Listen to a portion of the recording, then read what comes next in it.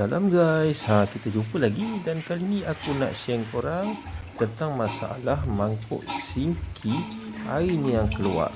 Terpaksa tanda baldi.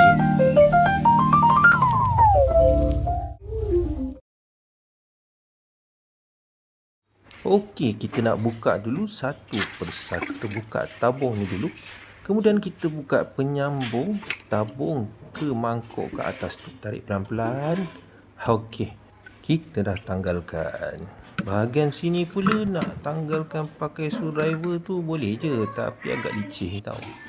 Kita pakai siling 10 sen. Kita pulas macam ni. Dan dekat bahagian bawah dalam masa yang sama kau kena pegang dia supaya tak bergerak. Dah tanggalkan dah. Nampak getah seal dia dah nipis dan keras. Memang patutlah kena tukar baru. Ini yang baru. Kita buka plastik dia. Okey, antara part yang ada ini dia punya penapis dan ini yang tadi kita tanggalkan pakai siling tu. Dan yang ini adalah yang bahagian atas ni. Yang ini bahagian bawah. Dua-dua ada getah gelang ni tau. Inilah part yang kita akan dapat bila kita beli nanti. Okey, kita bahagian atas kita letak getah ni.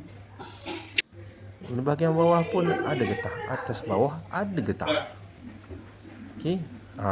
Kita letak bawah dan kita pusing ke atas. Ini alat yang pakai. Yang ikat antara atas dan bawah. Pakai balik siling 10 sen.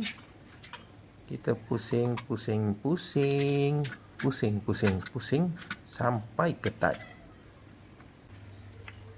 Pasang bawah pula. Kita pasang tabung tu tadi. Alamak, aku terlupa nak ikat seal ni. Kita ikat seal ni dulu. Kita sealkan benda ni. Agak-agak lah. Biasa aku buat lilitan dalam 10 ke 15 lilit lah. Okey, ngam. Kita pasang tabung ni balik. Yang bahagian dinding ni dah memang ketat. Aku tak pakaikan apa-apa seal lah sebab dia ketat. So yang bahagian bawah ni kita adjust. Dan jangan lupa juga bawah ni pun ada getah seal yang memang dah ada lah. Kalau tak ada memang dia akan keluar, akan leaking. Masukkan ngam-ngam dan kita pusingkan dia. Kalau masih ada yang leaking, bolehlah pakai seal silikon ni. Macam aku seal kat bahagian bawah ni. Okey, jom kita try. Okey, cun. Bahagian bawah pula tak ada leaking. Alhamdulillah. Cun, cantik. Okey guys. Sekiranya dah okey. Dan terima kasih kerana menonton. Dan jangan lupa untuk subscribe, like dan share. Kita jumpa lagi. Bye-bye. Assalamualaikum.